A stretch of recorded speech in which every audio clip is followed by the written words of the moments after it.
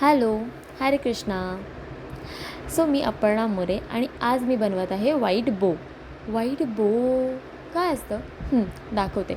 सगळ्यात आधी तर आपल्याला व्हाईट बो बनवण्यासाठी एक लेस घ्यावी लागेल. त्याचे 5 पार्टिशन कट करून घ्यायचे आहेत. 2 इक्वल, एक त्याच्याहून थोडं छोटं आणि एक त्याच्याहून थोडं मोठं. आता ते जे आपण 2 पार्टिशन कट केलेले आहेत त्यांना आपण व्यवस्थित स्टिच करून घेणार.